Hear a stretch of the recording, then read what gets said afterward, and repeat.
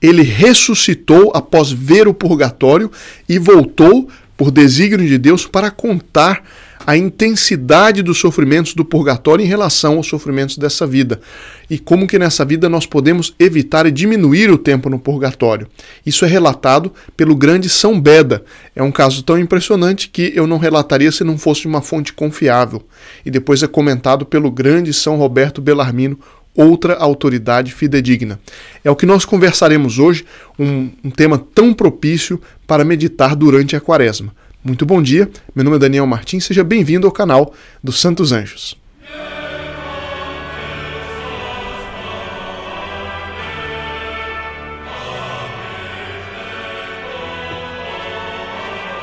São Beda que relata isso. O nome dele era Drithelm, o nome do homem com o qual aconteceu isso, e houve vários testemunhos na época, e depois ocorreram muitas conversões, porque esse homem voltou, ele morreu, ressuscitou e depois viveu longos anos e levou uma vida exemplar de penitência.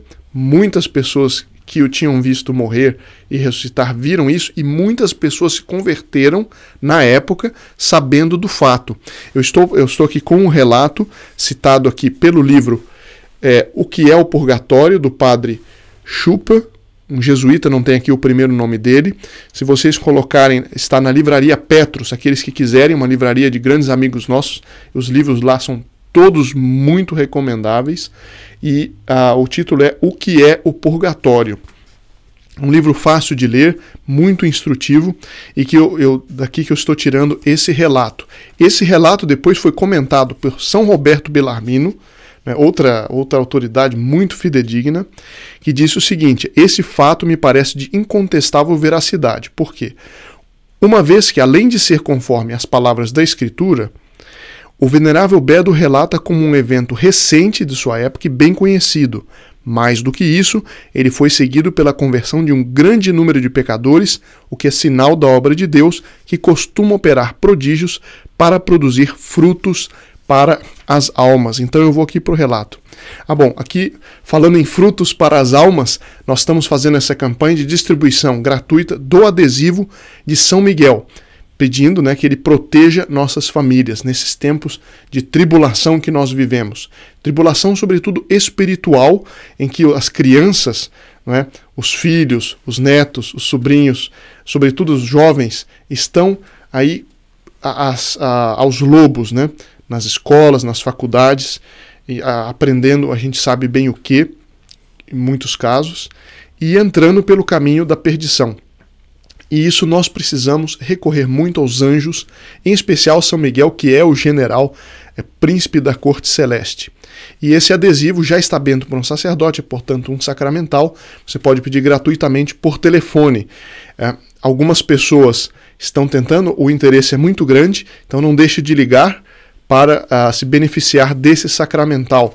Você pode ligar das 6 da tarde até as 10 da noite. Caso, sobretudo ali às 6, 7, estiver muito cheio, ligue um pouco mais tarde, tente, faça esse pequeno esforço. Nossos voluntários estão se esforçando nisso, e é uma distribuição que acontece graças à generosidade de todos aqueles que são membros do Grupo Apóstolo dos Santos Anjos, que têm feito possível uma série de atividades e de apostolados, e agora a distribuição desse sacramental e outras campanhas que estão aí já engatilhadas para este ano. Então não deixe de ligar, caso não tenha ligado ainda, e caso você veja que está muito ocupado, ligue um pouco mais tarde. Vamos lá então. O nome dele, como eu disse, é Drithelm, e ele levava até uma vida exemplar, uma vida cristã.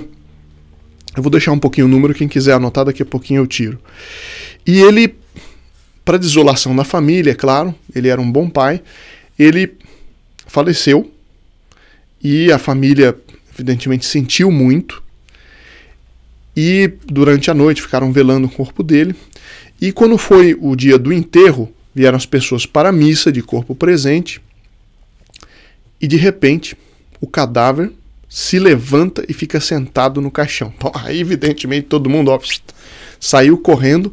Só ficou a esposa, só a esposa ficou, e tremendo assim de pânico, imagina, evidente, olhando ali para o marido, já falecido há alguns dias, E aí o marido olhou para ela e disse, ó, eu tenho aqui até as palavras dele: não tema, foi Deus que restituiu-me a vida. Ele quer mostrar em minha pessoa um ressuscitado da morte. Eu tenho ainda um longo tempo para viver na terra, mas minha nova vida será muito diferente da que levei até aqui. Veja bem, ele era conhecido como um cristão, levando uma vida católica normal. Um bom pai de família, nada de extraordinário, mas também não dava mau exemplo e tudo mais. Acontece que, veja só, ele levantou-se então cheio de vida, foi direto para a capela do lugar e permaneceu ali longamente em oração. Mas ele não foi voltar para a vida normal. Veja o que aconteceu. Depois retornou à casa para despedir-se da família e declarou: olha, eu vou viver apenas para me preparar para a morte.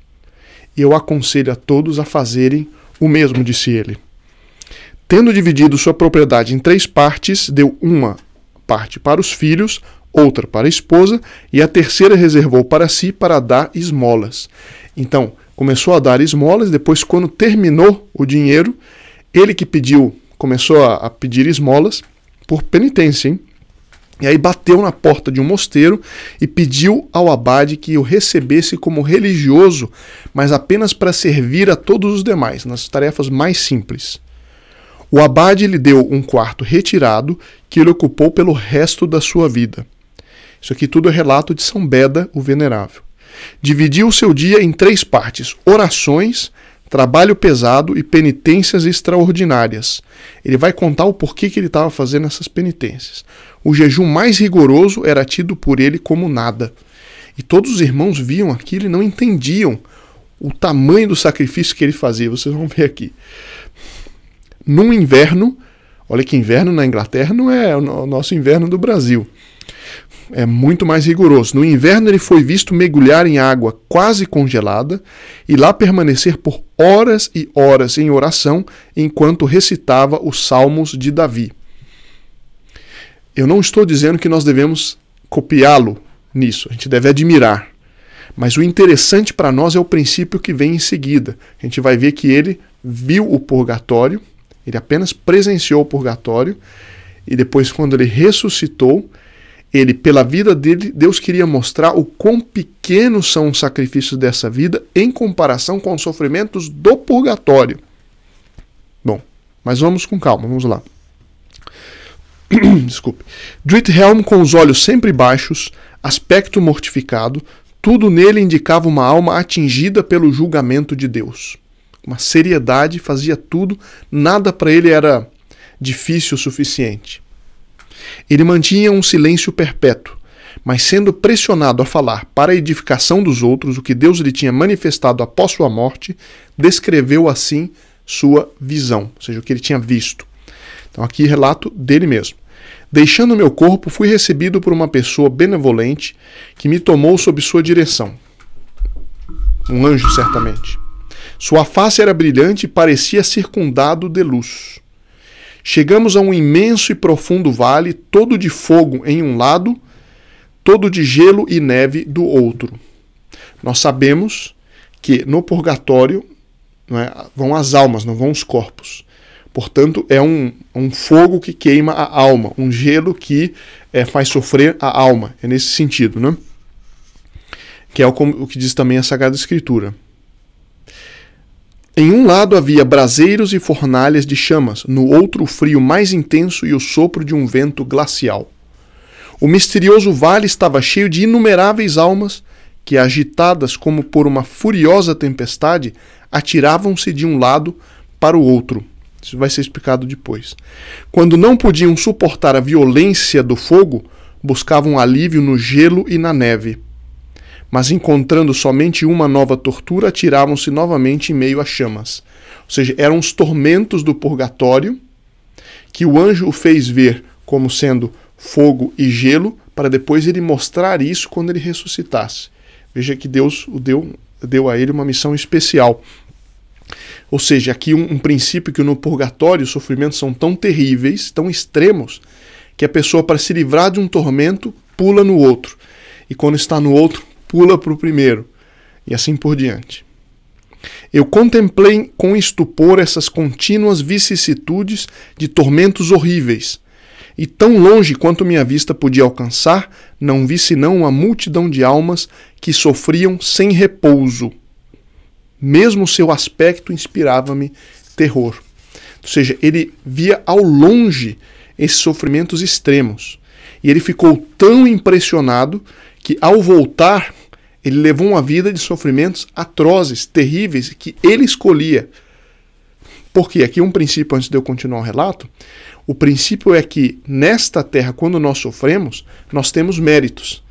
Nossos sofrimentos, se nós estivermos em estado de graça, oferecermos a Deus nosso Senhor, eles apagam faltas passadas, podem apagar faltas até de nossos semelhantes, de nossos parentes, nossos amigos, e podem nos alcançar graças especiais para apagar nossas faltas, de maneira geral.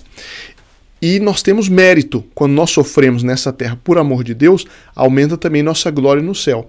Agora, no purgatório, uma vez feito o juízo particular, isso nós falaremos em outro vídeo, uma vez feito o juízo particular, a pessoa já não tem mais mérito. Então, no purgatório, a gente tem que sofrer simplesmente para pagar as faltas. Isso eu expliquei na sexta-feira passada, né?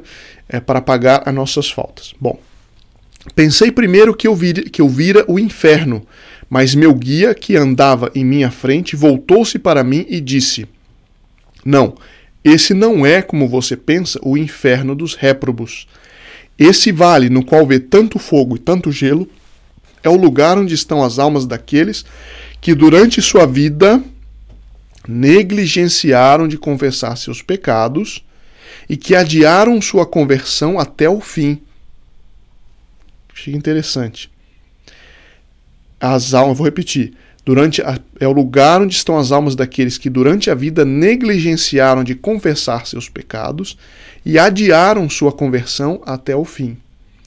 Graças a uma misericórdia especial de Deus, tiveram a felicidade de arrepender-se sinceramente antes de sua morte, de confessar e detestar seus pecados. Por isso não se condenaram. No dia do julgamento entrarão no reino do céu. Muitos deles obterão sua libertação antes desse tempo, pelos méritos e preces, esmolas e jejuns oferecidos em seu favor pelos vivos. Veja a caridade que nós podemos fazer pelas almas do purgatório, especialmente em virtude do santo sacrifício da missa oferecido pelo seu alívio. Então esse aqui é o relato literal de Drithelm. Quando lhe perguntavam por que tratava tão rudemente seu corpo e mergulhava em água gelada, respondia que tinha visto outros tormentos e frios de outro gênero, ou seja, que fazem sofrer a alma, que de uma maneira muito pior do que o próprio corpo. Se seus irmãos expressavam espanto em que ele pudesse suportar tão extraordinárias austeridades, dizia: eu vi penitências ainda mais espantosas.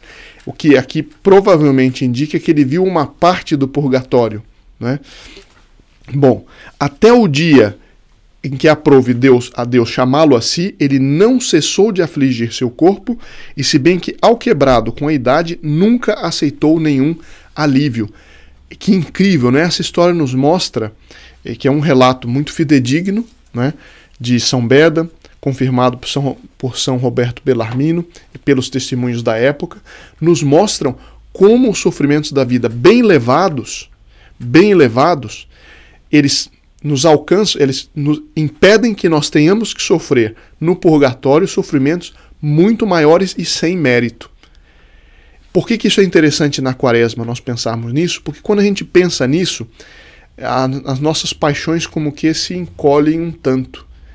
E nós ficamos mais propensos à penitência, à mortificação, a meditar sobre a paixão de nosso Senhor Jesus Cristo. E é por isso que eu, lendo isso esses dias, eu decidi compartilhar com vocês. Então, estou aqui de novo, coloquei o telefone na tela, aqueles que quiserem ligar ainda hoje, esta noite, para receberem gratuitamente o adesivo de São Miguel. Isso aqui é uma iniciativa dos nossos voluntários e que tem tido já bastante sucesso, as pessoas têm gostado muito, e é um sacramental já bento por um sacerdote. E se Deus quiser, nos vemos amanhã e peço que rezo por nós. Amanhã é o dia das... creio que amanhã, né? Amanhã é o dia da Santa Missa, celebrada por todos aqueles que ajudam a esse apostolado a crescer, os que se inscreveram nesta semana, os que compartilharam algum vídeo, e aqueles que colocam suas intenções podem colocar ou pelo telefonema, tem lá um menu que dá para colocar as intenções falando, ou pelo WhatsApp aqui embaixo na descrição do vídeo. Até a próxima vez.